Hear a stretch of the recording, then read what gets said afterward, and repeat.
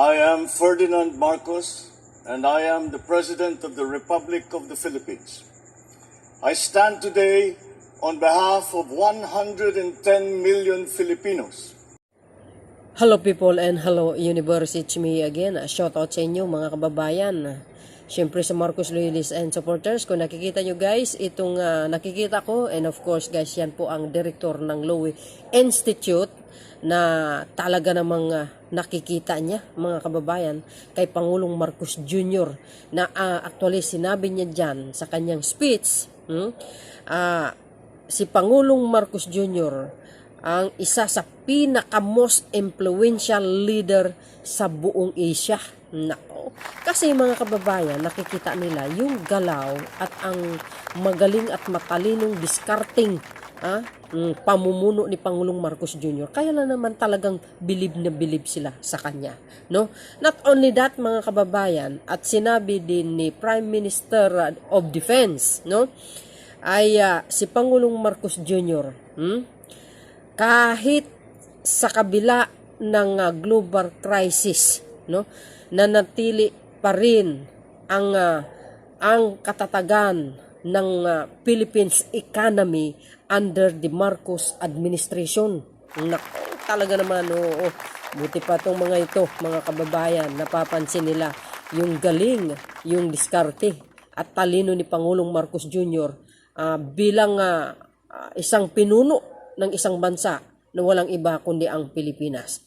Alam mo, hinahangaan nila kasi sinusubaybayan nila ito guys, yung galaw ng Pangulo at yung mabilis ng pag-grow ng ekonomiya ng bansa sa kabila ng mga mahal na pangunahing bilihin sa buong mundo dahil sa taas at mahal na gasolina, no?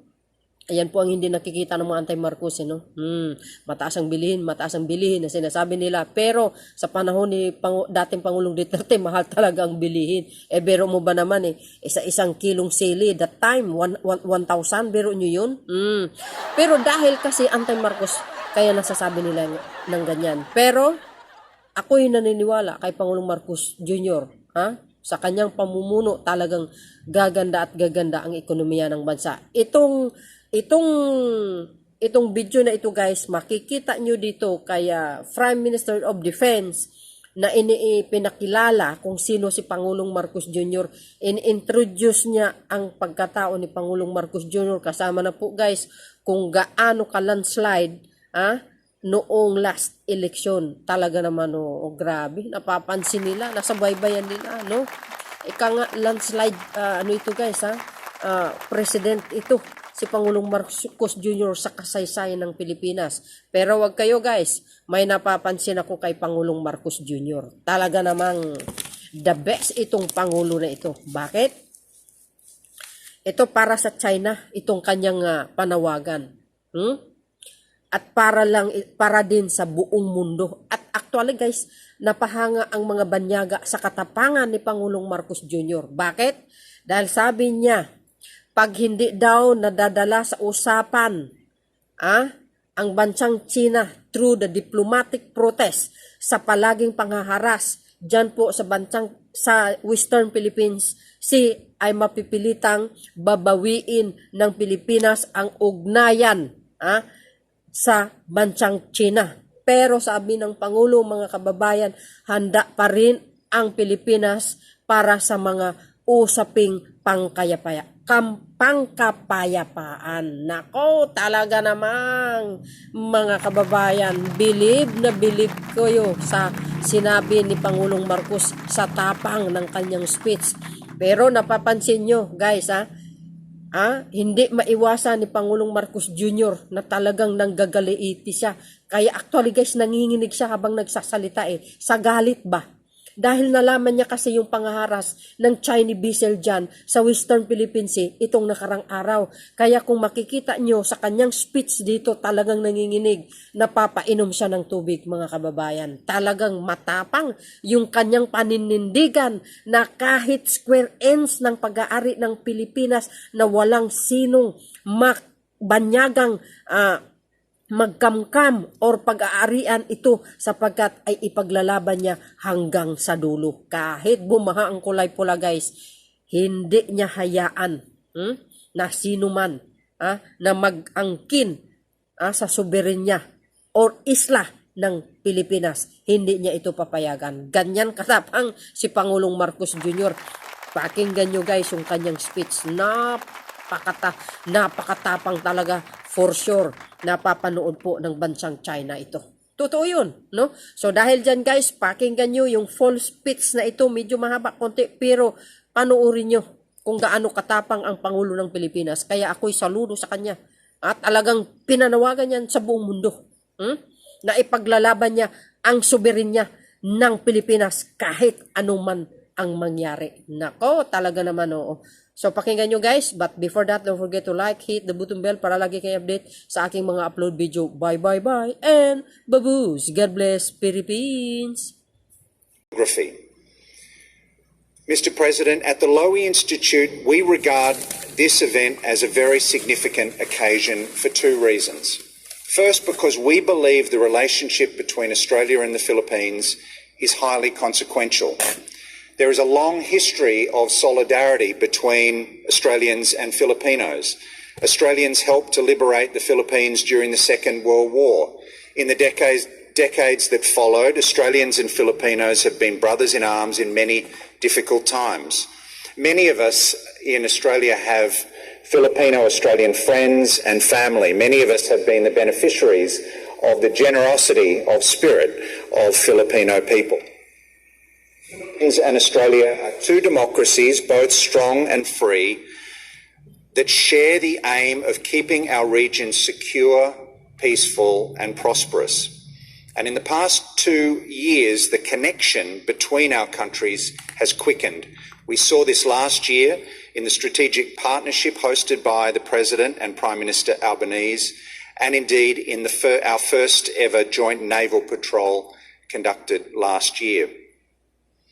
The second reason that we've been looking forward to this event is that in the period since his election in 2022, President Marcos has emerged as one of the most interesting, influential and closely watched leaders in Southeast Asia. Wow. Many of us watched your address to the Parliament last week, Mr. President, and I'm very much looking forward to your remarks today.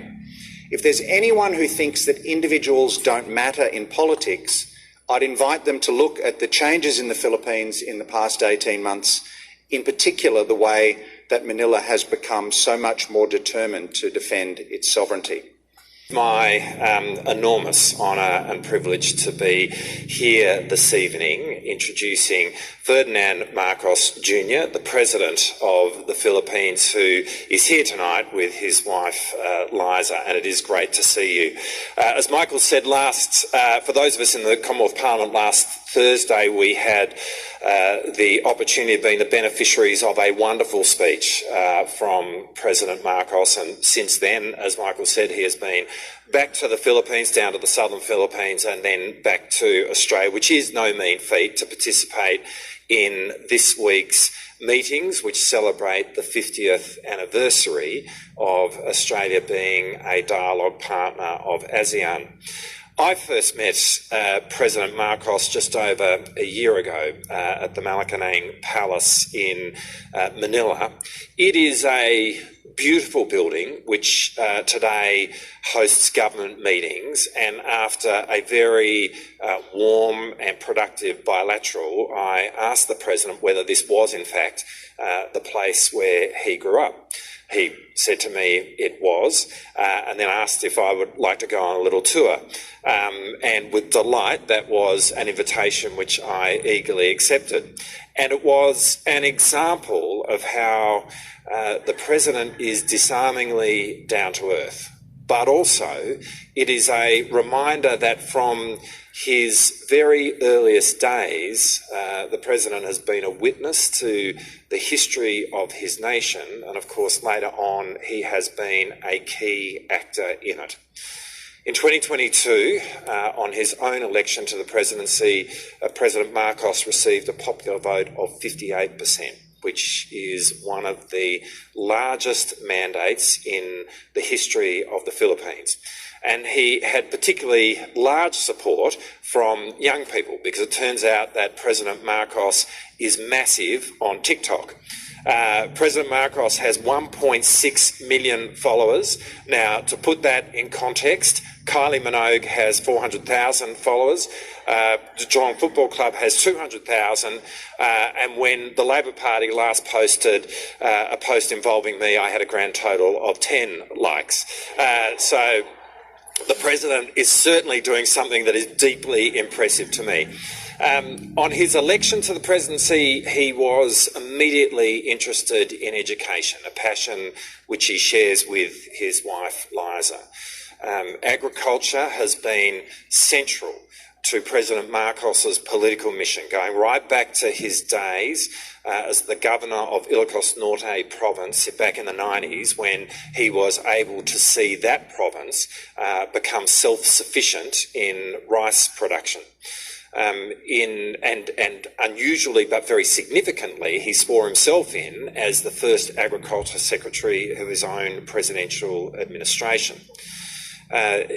Emerging from the pandemic, a key focus for President Marcos has been his economy, and being very proactive on that as we began this year.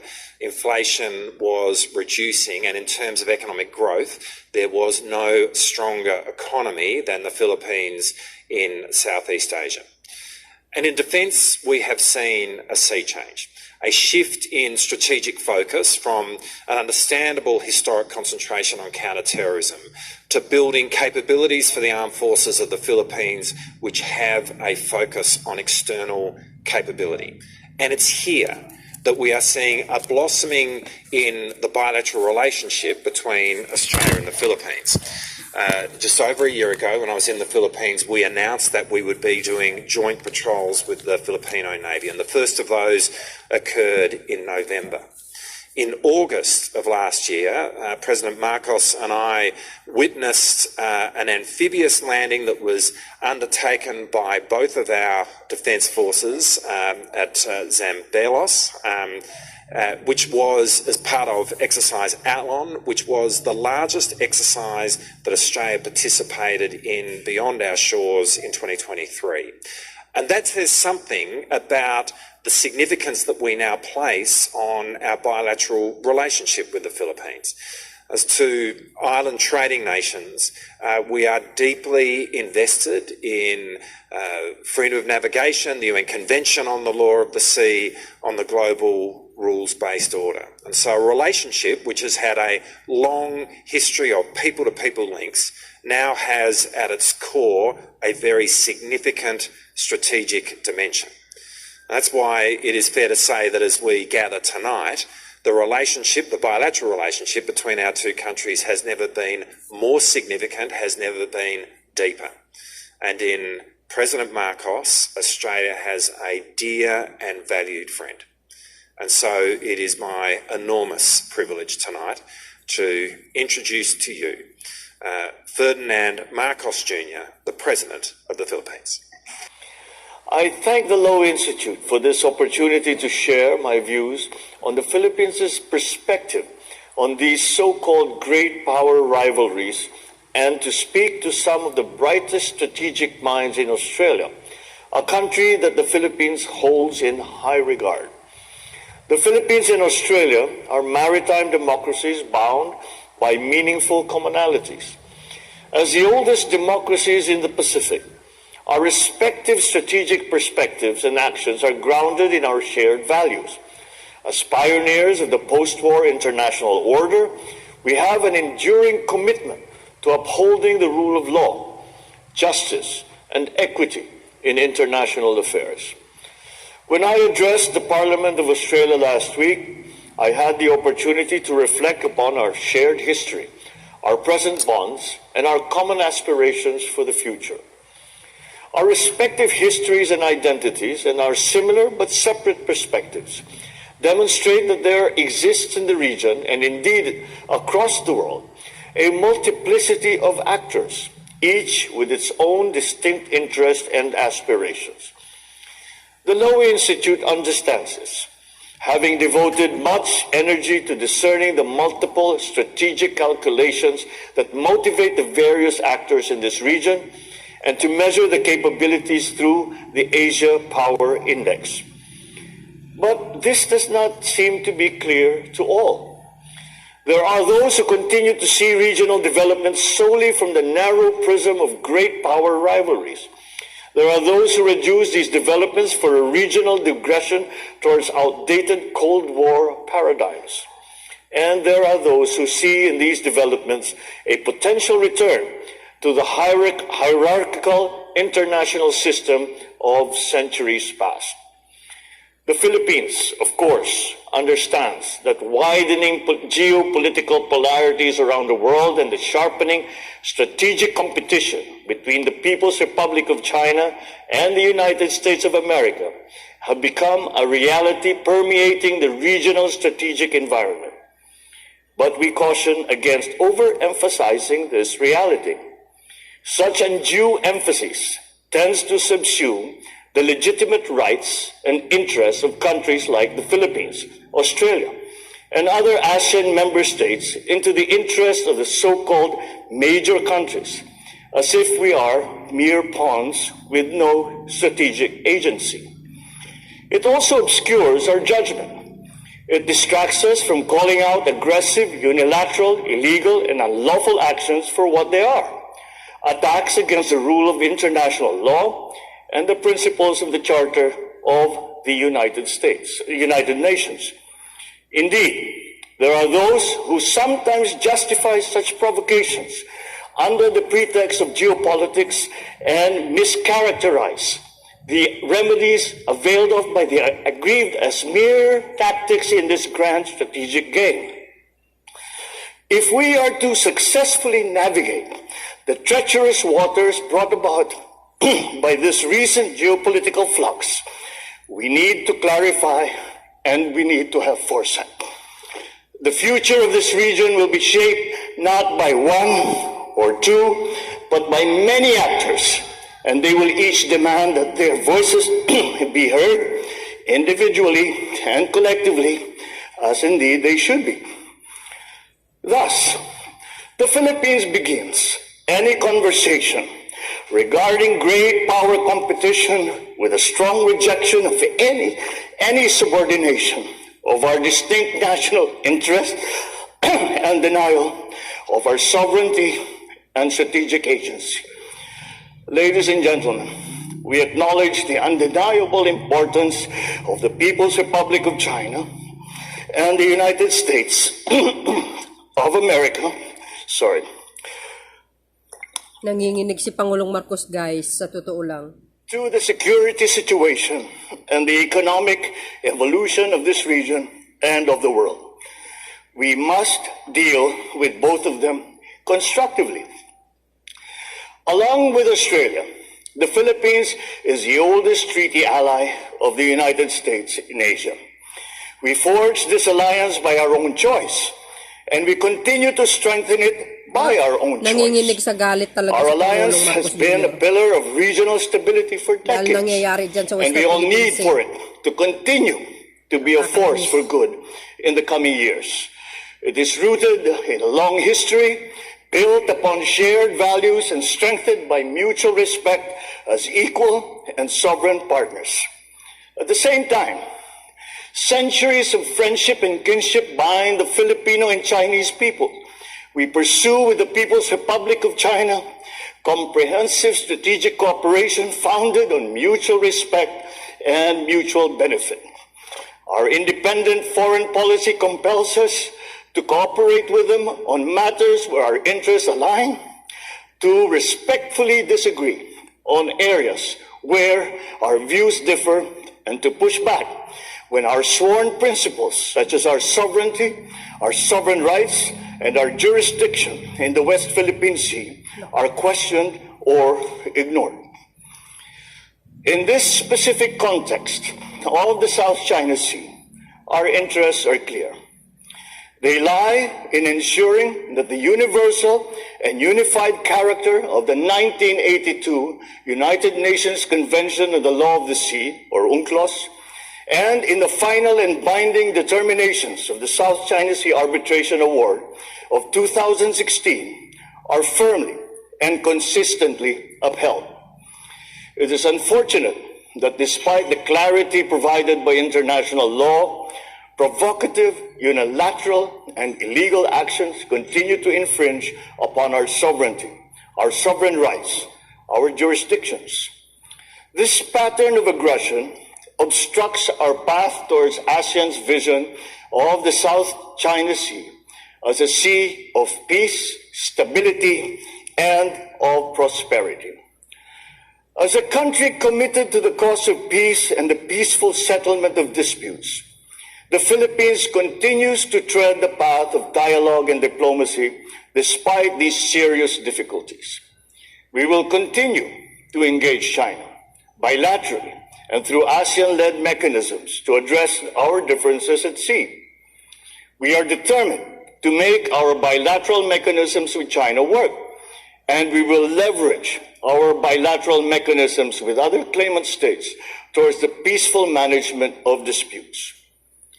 Our adherence to the 2002 ASEAN-China Declaration on the Conduct of Parties in the South China Sea remains steadfast, and so is our commitment to working with ASEAN and China towards an effective and substantive code of conduct that finds its moorings in UNCLOS and respects the interests of all stakeholders, including Australia.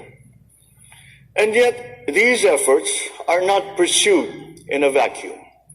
A conducive environment where tensions are effectively managed is crucial to the success of the COC negotiations. We shall never surrender even a square inch of our territory and our maritime jurisdiction. In this regard, we are upgrading the capabilities of our Coast Guard, pursuing the modernization of our armed forces, and earlier this year, I approved the updated acquisition plan of the armed forces of the Philippines called ReHorizon 3, in line with our comprehensive archipelagic defense concept. Our forces must be able to guarantee, to the fullest extent possible, Filipino nationals, Philippine corporations, and those authorized by the Philippine government, unimpeded and peaceful exploration and exploitation of all natural resources in areas where we have jurisdiction, including and especially our exclusive economic zone, in accordance with international law. Philippine agencies, forces, and institutions are working to strengthen our capabilities. We are on the front line of international efforts to preserve, defend, and uphold the rules-based international order, the same platform from which the post-war Asian economic miracles took off, and upon which the continued prosperity of countries like Australia relies. Ladies and gentlemen, we in the Indo-Pacific cannot ignore the existential impact of great power rivalries upon the survival of our peoples and our communities. Amidst the alarming reversal of the historic trend of decreasing nuclear stockpiles in the region, we must remember that the tragic humanitarian consequences of nuclear weapons use were borne by peoples of this region, the hibakusha of Hiroshima and Nagasaki, and the victims of nuclear tests in the Pacific. It is time to bring Indo-Pacific issues to the fore of global conversations on nuclear disarmament. The People's Republic of China and the United States must engage in meaningful dialogue to maintain strategic stability and to limit any nuclear arms buildup. The Philippines and Australia, along with Japan, are at the forefront of efforts to reduce nuclear risks in the region. These nuclear risks demonstrate the need for great powers to manage their strategic competition in a responsible manner. We in the Indo-Pacific must ensure that great powers do not treat the world as an arena for their competition. The pursuit of the great powers' respective strategic goals must never come at the expense of the interests of smaller states, nor of regional and international peace. At the same time, we must also put things into their proper perspective. Great power rivalries constitute only one of several storms that render turbulent the waters that confront humanity's common journey at this crucial juncture. In addition to widening geopolitical polarities and sharpening strategic competitions, we are also confronted with uncertainties posed by transformative technologies and the existential threat of climate change, even as persistent inequities and inequalities within and among our nations remain unresolved. Amidst challenging global tides, we remain convinced that the only ballast stabilizing our common vessel is the rules-based international order. The Philippines and Australia, along with many other nations, fought a world war to build this rules-based architecture and have painstakingly reinforced this architecture one brick at a time throughout the last century, from the onset and through the aftermath of the Cold War. So for the Philippines, our continuing commitment to this architecture reflects our history of upholding human dignity and promoting peace, and is premised on four strategic considerations. First, this rules-based order is the best guarantee for the sovereignty equality of all states, regardless of size. Second, the predictability and stability that it engenders provides an enabling environment for us to pursue our national ambition, that every Filipino should have a stable, secure, and comfortable life by 2040. Third, it provides a credible legal regime that guarantees just and equitable access by all states to the global commons and to all frontiers that could lead to sustainable development. This includes the high seas, outer space, cyberspace, as well as peaceful uses of science and technologies. Fourth, it enables states to galvanize effective international action to confront challenges that no one nation can successfully tackle on their own, including the existential threat of climate change and the uncertainties posed by the as yet unrealized transformative technologies that are becoming available to us. To safeguard these four enablers of global peace and development, we need to build resilience. We need resilient diplomatic and global governance and governance structures that can withstand geopolitical shocks. These structures must be grounded in international law, in which all nations seek balance and strength. They must remain credible providers of global goods and meaningful venues for nations to pursue common ground and decisive and equitable solutions to global and regional problems. At the international level, building such resilience entails continued engagement and active leadership by middle powers that have the capacity to reach across political and ideological lines, forge genuine consensus, and lead credible efforts towards decisive multilateral solutions. At the regional level, this means continued centrality of ASEAN in the regional architecture and active engagement by all stakeholders in ASEAN-led mechanisms. We must also build economic resilience against future uncertainties. We need to ensure that our economies remain powerful tools that positively shape the lives of our people and ensure the sustainability of the planet. We expect Australia's Southeast Asia Economic Strategy to 2040 that will build on the new ASEAN-Australia-New Zealand Free Trade Agreement and the Regional Comprehensive Economic Partnership.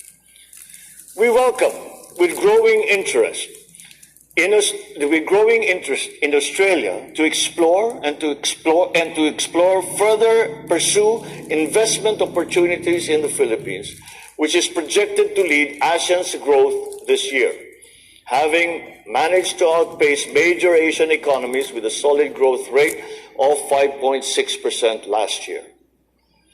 At the heart of regional economic progress lies economic interdependence. As nations engage in mutually beneficial trade and investment, they become stakeholders in each other's success. Yet, the Philippines also understands concerns regarding the strategic risks that integration entails. So amidst talks of decoupling and de-risking, what we seek is resilience to such risks. I am therefore of the view that securing strategic sectors and critical infrastructure is critical to our security and our development. Securing our nations entails securing our economies and enhancing the resilience of our supply chains. In our bilateral plan of action with Australia, we committed to work together to further develop capacities in critical infrastructure, security, particularly in transport and in telecommunications.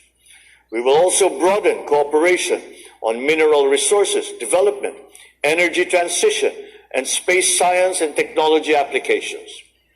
Last week, we signed an agreement on cyber and critical technology cooperation that will promote the secure and peaceful uses of cyberspace. Beyond our bilateral partnerships, we see value in building resilience too through reinforced habits of cooperation amongst like-minded partners in specific areas. Our trilateral cooperation with Malaysia and Indonesia in curbing piracy in the Sulu Sea and the Celebes Sea is one such example. We intend to foster new arrangements to promote maritime security and freedom of navigation, amongst others, through other similar trilateral and multilateral formats. We share this thinking with Australia, which has been at the forefront of efforts to forge security arrangements with like-minded states, including AUKUS. We are clearly of the mind that AUKUS will enhance regional stability while respecting ASEAN centrality and adhering to the highest standards of transparency in accordance with the Nuclear Non-Proliferation Treaty. Finally, no talk of resilience is complete without the consideration of climate change. This is a deadly challenge that threatens the very survival of millions, especially those in the small island developing states in the Pacific. The Filipino people share this vulnerability with our kin in the Pacific Island states. For us, the time to talk about ifs and whens has long since passed. It is here, and it is now. We expect responsible states and partners to do more, and they must do that now. We will continue to pursue just and equitable climate action in all our multilateral engagements, including in the context of the Loss and Damage Fund Board. Developed countries have a responsibility to support vulnerable countries in climate adaptation and mitigation. We will also continue to pursue our climate action strategy, a pillar of which is our robust commitment to a just energy transition. Ladies and gentlemen, we must not lose sight of our collective responsibility for peace and resilience in the Indo-Pacific. Our work is about people and about communities, their security, their survival, their dignity, and their future. It is about inclusion and equal regard to the interests of all nations, not just a few. It thrives on cooperation, not geopolitical contests, and it cannot progress without a stable and predictable order based on the rule of international law. We must not allow this so-called great power rivalry to distract or hinder us from the pursuit of peace and development. Buoyed by one of the fastest growing economies in the region, the Philippines pledges to continue acting responsibly in line with our increasing potential as we inevitably rise in global standing. We embrace our role in the region and in the world with a sense of purpose and dedication. We cannot be observers, but active participants, catalysts for innovation, architects for a better future. We in the Philippines stand committed to promoting peace and prosperity in our region. We aspire to live peacefully with all our neighbors and continue to believe that the successes of all our regional partners contribute to our own success, as does our success contribute to the region. Together with our friends, especially our allies and strategic partners, we will face the challenges and opportunities that lie ahead, confident in our ability to create a safe, a stable, and secure future that celebrates diversity, mutual respect, and collective progress. Thank you all very much for this great opportunity to share with you some of the thoughts and perspectives from the Philippines. Mabuhay and magandang hapon po sa inyong lahat. Good afternoon.